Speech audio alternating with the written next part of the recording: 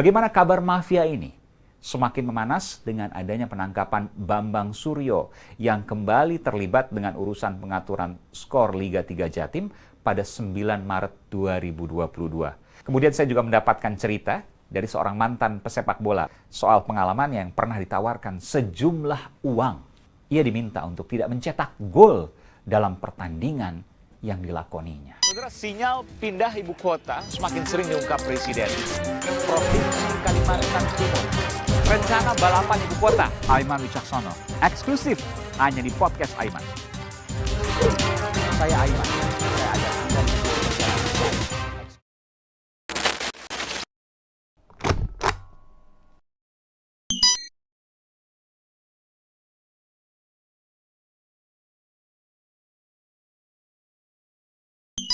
Halo saudara, bagaimana kabar Anda?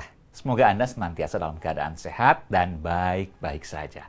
Kita berjumpa lagi di podcast Aiman Wicaksono musim kedua yang merupakan hasil kolaborasi antara Kompas TV, Medio Podcast Network, dan Trusty Talent Management. Sebelum mulai, jangan lupa untuk follow dan beri rating pada podcast Aiman Wicaksono di Spotify dan subscribe YouTube Kompas TV. Jangan lupa ya, berikan rating pada podcast Aiman Wicaksono di Spotify. Supaya Anda juga tidak tertinggal pada setiap episode terbarunya. Di musim kedua ini, season 2, saya akan berbagi cerita menarik dan berkesan seputar penggarapan program Aiman di Kompas TV dan kehidupan saya, ini yang baru, menjadi seorang jurnalis yang belum pernah saya ceritakan sebelumnya. Semua akan saya bagikan eksklusif di podcast Aiman Wicaksono. Baiklah saudara, kita awali perjumpaan kali ini dengan apa yang melatar belakangi saya untuk melakukan investigasi pada episode Ini Dia Mafia Bola. Lalu apakah hal yang menarik dari investigasi itu? Mas, tidak keberatan saya katakan Anda mafia sepak bola? Saya memang mafia, Mas. Apa yang Anda lakukan? Ya, mafia pengaturan skor. Apa tujuannya? Uang. Tinggal pengaturan skornya berapa, menit ke berapa harus cetak gol, menit ke berapa harus tahan. Salah satu dari anak buah mereka datang menawarkan uang. Orang luar, maksudnya yang mantan. tadi kenal? Saya kenal, mantan pemain juga, pernah ketemu di lapangan juga. Memang kita itu bukan lembaga yang bekerja untuk melakukan penangkapan pada gerakan mafia itu. Kita itu institusi perkumpulan sepak bola Indonesia, bukan ngurusi mafia dan lain sebagainya. Ada sejumlah hal yang saya harus katakan karena untuk mendapatkan satu orang yang bisa memberikan informasi penting dan sahih terkait dengan mafia bola, saya harus mengumpulkan sekitar 1 bulan untuk menelusuri dan akhirnya saya mendapatkan sang tokoh tersebut dan valid. Ia adalah seorang mantan pengatur skor bola. Isu mafia bola ini kembali mencuat di publik setelah pernyataan dari anggota Komite Eksekutif PSSI, Exco, Haruna Sumitro yang viral akibat komentar pedasnya terhadap pelatih Timnas Indonesia asal Korea, Shin Tae-yong. Ia juga menyinggung adanya dugaan match fixing saat kejuaraan Piala AFF atau pengaturan skor. Bagaimana kabar mafia ini? Semakin memanas dengan adanya penangkapan Bambang Suryo yang kembali terlibat dengan urusan pengaturan skor Liga 3 Jatim pada 9 Maret 2022. Ditambah pernyataan dari Ketua Umum PSSI Muhammad Iriawan di salah satu konten podcast bahwa mafia bola itu benar adanya dan masih terjadi di Indonesia. Lantas bagaimana pandangan saya terhadap mekanisme mafia bola di tanah air tersebut? Kita tahu bahwa saya mengangkat ini pertama kali tahun 2015, lalu kemudian 2 tahun kemudian, ya, 2017, 2018 kita mendengar ada penangkapan, lalu kemudian 2019 juga ada penangkapan terkait mafia bola sampai kemudian 2020. Yang puncaknya adalah Ketua Umum PSSI Joko Driono, Joktri, yang juga kemudian ditetapkan sebagai tersangka terkait kasus mafia bola ini. Artinya apa? Artinya sejak 2015 yang pertama kali saya mengangkat isu ini sampai 2020 ini terus ada. Jangan-jangan mafia bola seperti korupsi. Kalau diistilahkan seperti ada di kebun binatang. Kalau nggak dapat harimau, ya dapatnya gajah. Misalnya seperti itu. Apakah seperti ini?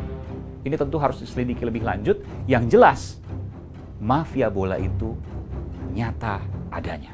Saya juga pernah mewawancari seorang informan di Jawa Timur yang merupakan bagian dari mafia bola Indonesia yang tadi saya ceritakan.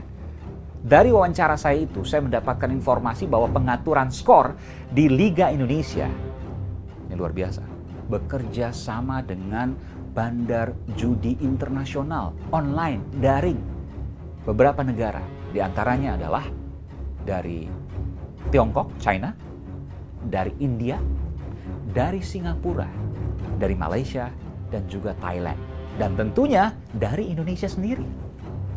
Perkembangan dunia sepak bola Indonesia kala itu dikatakan tidak sehat karena berhasil memunculkan banyak uang hanya dengan pengaturan skor.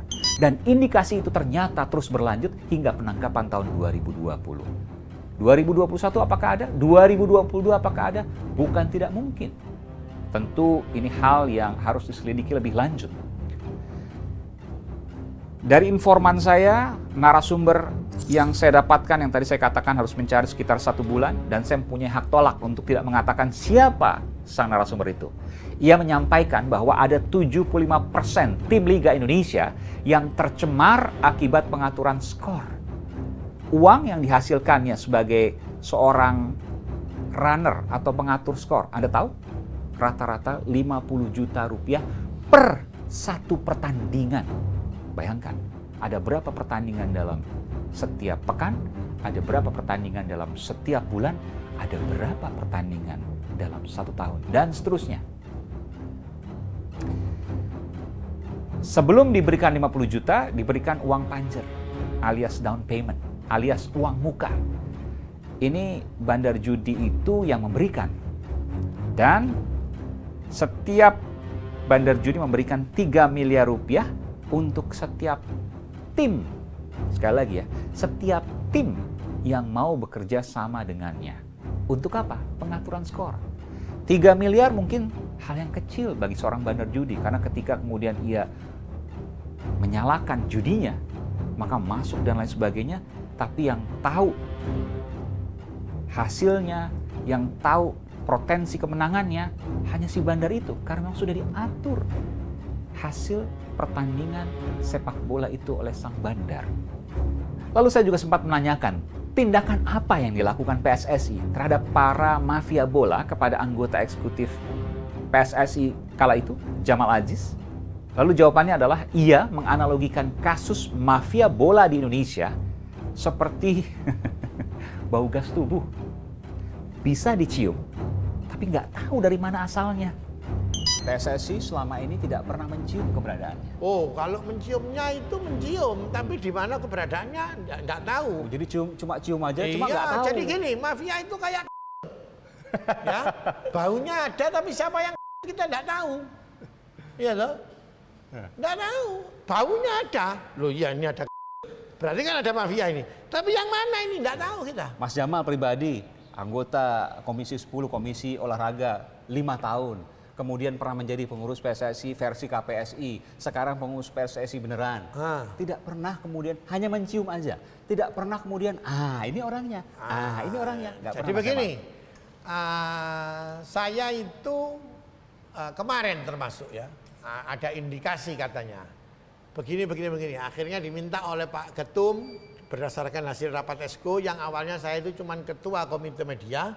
Pada akhir kemarin, periode Pak Johar kemarin itu, saya dipindah menjadi salah satu wakil ketua komite wasit. Karena konon katanya ada indikasi permainan wasit. Saya turun, saya kumpulkan. Dan itu. ternyata? Waktu final itu. Nggak ada itu. Nggak ada? Tidak bisa ditemukan. Katanya orang bilang itu Persipura mesti diatur, yang juara Persipura. Nyatanya tidak, yang juara Persib. Kemudian saya juga mendapatkan cerita dari seorang mantan pesepak bola, Rocky Putirai, soal pengalaman yang pernah ditawarkan sejumlah uang. Ia diminta untuk tidak mencetak gol dalam pertandingan yang dilakoninya. Tapi ia tidak mau. Uang yang ditawarkan berjumlah 2 kali lipat dari gaji bulanan. Bayangkan, satu pertandingan 2 kali lipat dari gaji bulanannya. Ia mengatakan pada saya pada waktu itu, ia menolak dengan tegas dan langsung melaporkannya ke pihak manajemen tim. Pernah mendengar mafia atau bahkan merasakan mafia sepak bola? Kalau dengar mafia itu sering banget ya, merasakan juga pernah. Dalam arti itu saya masih aktif bermain. Oke, Gitu. seperti apa waktu itu? Ya salah satu dari anak buah mereka datang menawarkan uang. Anak buah itu pelatih, wasit, Bukan. manajemen, official atau Orang luar, maksudnya Yang nggak mantan. dikenal? Oh, saya kenal orangnya, mantan pemain juga, pernah ketemu di lapangan juga, dan itu kali kedua saya didatangin. tahun berapa itu? Itu awal tahun 2000-an. Awal tahun 2000-an. Ya. Apa yang diminta dan berapa yang ingin diberikan? Itu 2 bulan gaji saya di PSM Makassar, dan saya waktu itu PSM harus lolos ke putaran kedua di Padang. Waktu itu saya bermain di Persija Timur. Dia mewakili manajemen PSM Makassar untuk bilang saya tidak usah bikin gol. Tidak usah bikin gol. 2 bulan gaji boleh disebutkan kalau tidak keberatan. Waktu itu 1 bulan gaji saya di PSM Makassar itu 50 juta. Arti mau diberikan 100 juta. Ya, Tapi tidak boleh membuat gol. gol ya. Karena pada waktu itu harus kalah. Bukan harus kalah, tapi seri aja mereka lolos untuk ke putaran selanjutnya di Padang. Dan Anda menjadi salah satu pemain yang dikhawatirkan untuk membuat gol sehingga Ya. takut khawatir kalau seandainya kalau tidak menang ya Seri. seri. Ya. Seri atau kalah itu yang dicari. Jadi dan memang dalam pertandingan itu saya bikin 2 gol. Dan akhirnya mereka Bikin 2 kalah. gol dan akhirnya menang. Menang. Meski demikian, saya masih bertanya-tanya karena tidak ada penangkapan apapun mengenai kasus yang saya angkat itu pada tahun 2015. Baru pada saat 2018, 2019, 2020 ada penangkapan hingga seterusnya. Ini tentu menjadi pertanyaan sekali lagi, yang jelas bahwa indikasi mafia bola nyata adanya. Apakah karena hal ini maka sepak bola di Indonesia sulit untuk maju? Silakan Anda yang menjawab.